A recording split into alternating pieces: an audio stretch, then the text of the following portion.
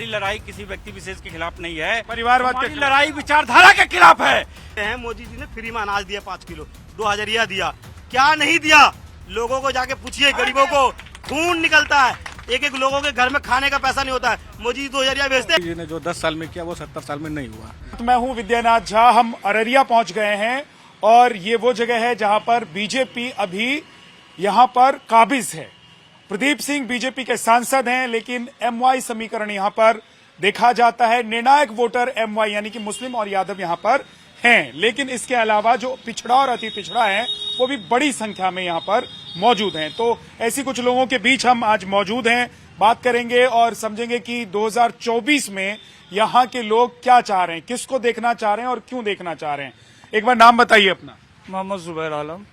मोहम्मद भाई, 2024 का चुनाव आ गया है जी। अब आप लोगों की पसंद कौन है और क्यों है?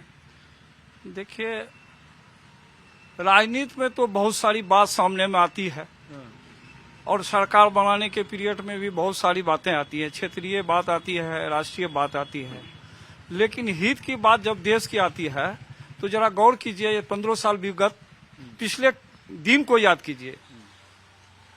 कोई भी आदमी है हम लोगों के सामने लाइए, बहुत बड़े भी हो सकते हैं, छोटे भी हो सकते हैं। किस जिला में 10 गो गांव में पक्की रोड गया हुआ था, 10 पंचायत में कहीं बिजली का एक खंभा गाड़ा हुआ था तो उस पे बल्ब अच्छी जल रही थी, कहीं गली कुची में रोड नाला दिखाई दे रहा था, कहीं स्कूल भवन ब्रिटिश टाइम से लेकर के या 50 साल पूर्व का भी स्कूल था, उसमें भवन था, कोई हाई स्कूल थी उसमें बढ़िया 2-5 गो कमरे का कहीं बिल्डिंग दिखाई देता था, कोई कॉलेज था तो कोई बेहतरीन शक्ल का बाउंड्री या रंग रोगन से पता चलता था कि शिक्षण संस्थान है। ये सारी चीज ध्वस्त हो गई थी, आशाएं गिर गई थी।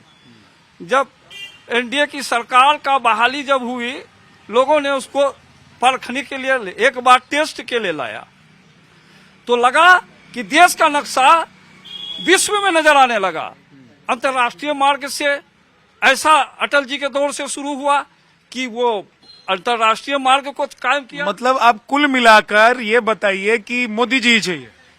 मोदी जी ने विकास चाहिए, जो विकास पुरुष साबित हो चुका है उसको देगा लोग वोट। मोदी जी हैं कि नहीं है? तो मोदी जी के साथ आप लोग जाएंगे तो तेजस्वी जी, अखिलेश जी जैसे लोग क्या करेंगे राजनीति में, और ओवैसी जी? अच्छा ये बताइए, इतिहास गवाह है किसके रीजन में अल्पसंख्यकों के साथ अत्याचार भयानक हुआ है, ये इतिहास कोई नहीं जानता है क्या? कांग्रेस तो कहती थी 80% संसाधन पर अल्पसंख्यकों का ही अधिकार है। कैसे? तो उस कांग्रेस को आप लोग अब पसंद नहीं कर रहे हैं? कैसे?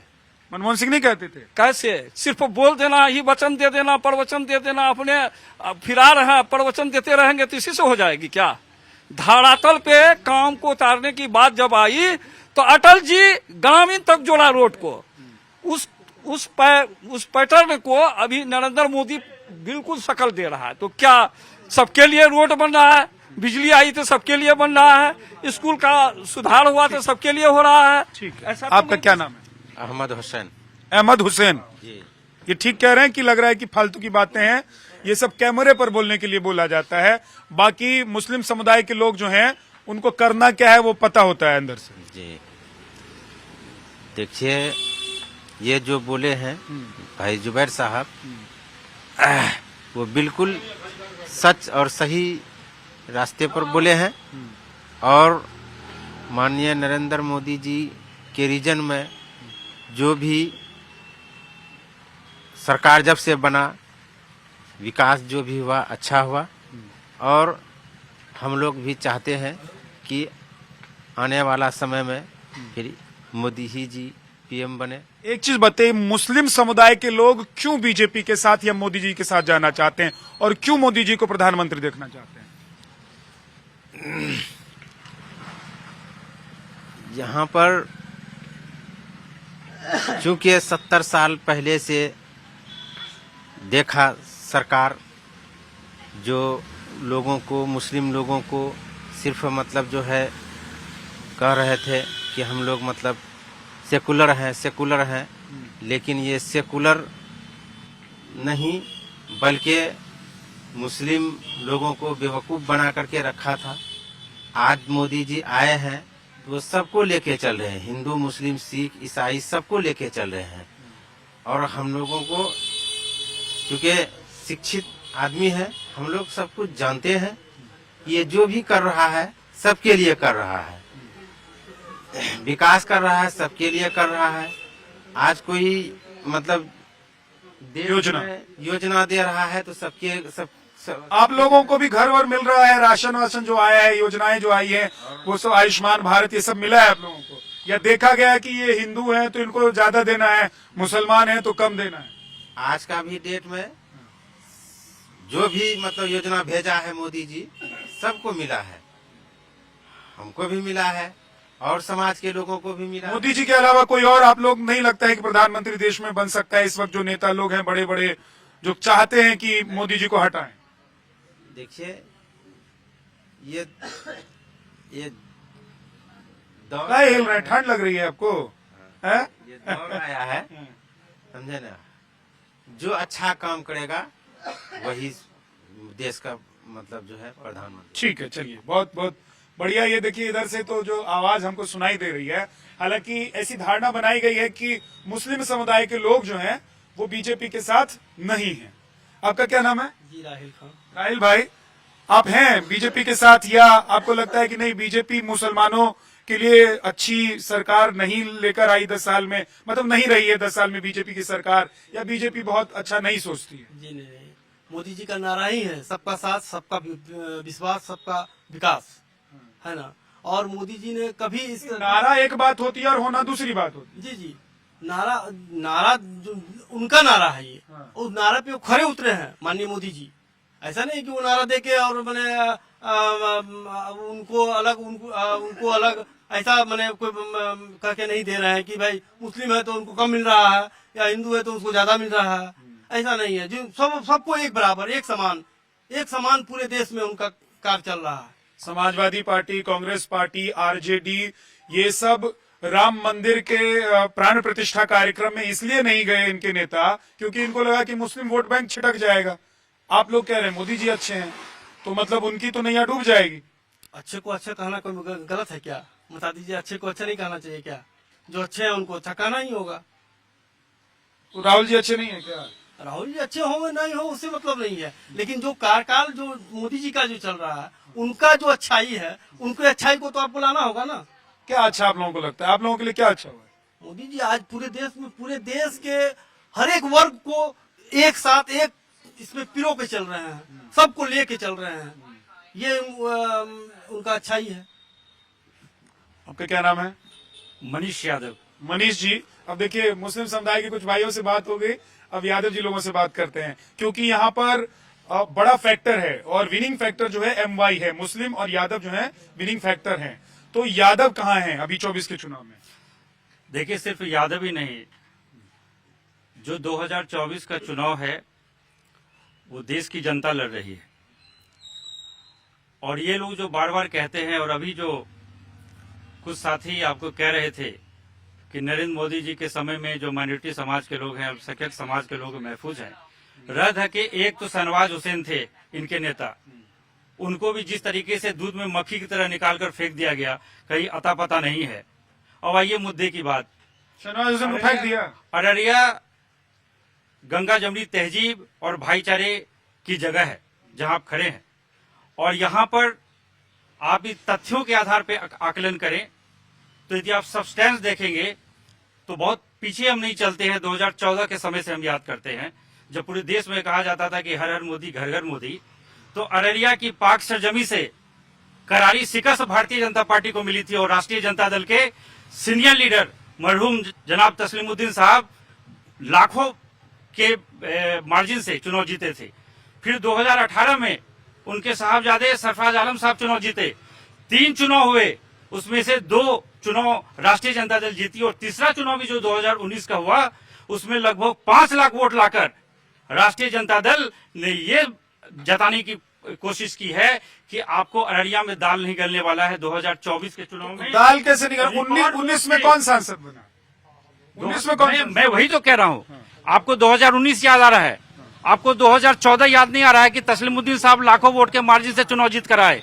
2018 में जो उपचुनाव हुए भाई जो उसमें छूट गया, सरकार जो सब छूट गया उसको वही तो अब मैं तो कह रहा हूं। 19 के बाद 24 की बात हो। बिल्कुल 2019 के बाद जो 2024 है, 2024 में और 2019 के दरमियान 5 साल के अंदर जो एंटी ठीक है, एक चीज सुनिए के खिलाफ एंटी कोई काम इनकम्बेंसी नहीं तो हुआ। नहीं है। खैर हमारे जब मैं बहुत सांसद थे सुनिए तस्लीमुद्दीन साहब, सुनिए, एंटी मेरी इनकम्बेंसी बात नहीं है, आप क्योंकि एक एक चीज समझिए, एंटी इनकम्बेंसी होती तो वो दिखाई अलग देती है, लेकिन बात यह है कि यहाँ पर जातीय समीकरण जो है या राजनीतिक समीकरण जो है वो अलग तरीके का है और वो दिखाई देता है। इसीलिए मैं एक पूछ रहा ही हूँ समीकरण कि है। मोदी जी को आप लोग अगर नहीं पसंद मेरी करें बात तो भी उसकी सुनिए, वजह एक ही बताइए। एजेंडे पे काम मत करिए। एक ही पूरे बिहार के अंदर एक ही बात निकल कर आ रही है। लोग ये देख रहे हैं कि जहां पूरे देश के अंदर धर्म के आधार पर ध्रुवीकरण की राजनीति हो रही है, वहां हमारे नेता तेजस्वी यादव जी ने पूरे बिहार के पॉलिटिक्स का नैरेटिव चेंज कर दिया। जहां पे देश के प्रधानमंत्री नरेंद्र मोदी जी ये कहते रहे हर साल 2 करोड़ नौजवानों को नौकरी मिलेगी, 10 साल में 20 करोड़ नौजवान नौकरी होनी चाहिए, तो 40 लाख नौकरी चली गई। तेजस्वी वहां जी पे प्रधानमंत्री, यादव जी ने तेजस्वी जी को आप लोग प्रधानमंत्री 17 महीने प्रोजेक्ट के अंदर 5 लाख लोगों को सरकारी नौकरी देने का काम किया और उन्होंने एक ऐसी राजनीति की शुरुआत की। सुनिए मेरी बात, सुनिए ना, ये शाम की सुनिए ना मेरी बात सुनिए ना, ये वो वाली डिबेट नहीं है जिसमें आपको अपने काम गिनवा रहे हैं आप। मैं ये कह रहा हूं तेजस्वी जी को प्रधानमंत्री बनाना चाहते हैं। बात मैंने क्या कहा कि जब 2004 के चुनाव को याद करिए, 4 में छोड़ दीजिए, नहीं मैं क्यों छोड़ूंगा, 9 छोड़ मेरी बात भी दीजिए, सुनिए ना, 14 छोड़ दीजिए। आप- हैं? अरे 4 आप- क्यों? एक मिनट, सेकंड, एक मिनट। 2004 के चुनाव में 4 क्यों? सुनिए अच्छा क्या माई समीकरण को लेकर चलते अरे हैं। भैया, मैं- साबुद्दीन कहाँ है? आज साबुद्दीन कहाँ है? आज साबुद्दीन कहाँ, उसकी फैमिली कहाँ है? अरे भैया नरेंद्र मोदी के ऊपर हो रही है और सुनिए सबका विकास और विश्व में भारत और हिंदुस्तान को नाम देने वाला सिर्फ वो है भारत, वो नरेंद्र प्रसाद यादव, नरेंद्र प्रसाद जी है। तेजस्वी यादव को बचाने का काम किया। जो है दलित वंचित शोषित और अकलियत के एकमात्र आवाज लालू प्रसाद यादव जी ने घुसे हुए हैं सम्मान देने का काम किया। सम्मिलित हैं। अच्छा ठीक है, एक एक करके आराम। हाँ, सुनिए अब बहुत बोलिए, आज अब हमारी बहुत देर हो गया, रुक लड़ाई, जाइए। आज हमारी लड़ाई, एक सेकेंड, आज हमारी लड़ाई आज हमारी लड़ाई किसी व्यक्ति विशेष के खिलाफ नहीं है। आज हमारी लड़ाई नरेंद्र मोदी जी हो या भारतीय जनता आप लोग देश बचाने के लिए पार्टी नहीं है। मेरी बात सुनिए, हमारे नेता स्वयं कहते हैं हमारी लड़ाई किसी व्यक्ति विशेष के खिलाफ नहीं है, परिवारवाद के हमारी खिलाफ। लड़ाई विचारधारा के खिलाफ है। जो राष्ट्रपिता महात्मा गांधी के कातिल जिनकी विचारधारा वैसे लोग आज सत्ता में काबिज है, उनके खिलाफ है। देश कह रहा है आज उन मनुवादियों के खिलाफ ये है। हमेशा जो है भीमराव अम्बेडकर के बनाए हुए संविधान के ऊपर जातिवाद का अधिकार के साथ हो रही है। साजिश कर रहे हैं। हमारी लड़ाई उन मनुवादियों के खिलाफ है। इसलिए अपने फैमिली में ही सारे टिकट होना चाहिए। आज राजनीति, आज एक मिनट, जादव की आबादी कितनी है बिहार की? मैं आपसे इस तुतु में कि मैं तूतू बनाने इसकी जवाब दीजिए। 14% है और सीट आपको चाहिए 80%। ये लड़ाई उस मुसलमान छक्के पर गए। खिलाफ है। ये लड़ाई क्या बात ठीक है, अब थोड़ा पीछे हो जाइए यादव जी। अच्छा मैं एक चीज बता दे रहा हूँ, सुनिए एक चीज मैं बता रहा हूँ, सुनिए। एक तो लगातार मत बोलिए, सबको बोलने का मौका दीजिए और एक दूसरे के ऊपर मत बोलिए। एक आदमी बोलेगा फिर दूसरा आदमी जवाब देना चाहता है तो दीजिएगा। हाँ अब बोलिए। मेरा नाम मोहम्मद इश्तियाक है। हम ये कहना चाह रहे हैं सर जो बोले अभी आरजेडी के कि आप शहाबुद्दीन साहब को कहाँ भेज दिए, हिना साहब को कहाँ भेज दिया? आपने तो चाहिए शाहनवाज की बातें कर दी कि उनको उठा के दूधों की तरह निकाल के भेज दिए। आपने मुसलमानों के साथ क्या किया आज तक? मुसलमान आज वोट नहीं दे आरजेडी को तो खत्म हो जाएगा, खत्म। आरजेडी सबसे छोटी पार्टी बनेगी बिहार की। एक minute, deputy CM RJD Bihar की सबसे छोटी पार्टी हो जाएगी मुसलमान आज वोट देना बंद कर दे तो। मगर मुसलमानों को दिया क्या? कुछ नहीं दिया। और जहां मोदी जी की बात करते हैं, मोदी जी ने फ्री में अनाज दिया 5 किलो, 2000 दिया। क्या नहीं दिया? लोगों को जाके पूछिए, गरीबों को खून निकलता है। एक एक लोगों के घर में खाने का पैसा नहीं होता है। मोदी जी 2000 भेजते हैं ना तो खुशहाल होता है। तेजस्वी जी ने क्या दिया? अरे भाई नीतीश कुमार के साथ में रह के 5 लाख नौकरी आपने कुछ एहसान कर दिया। वो नीतीश कुमार साइन नहीं करते, आप कर देते क्या? आपने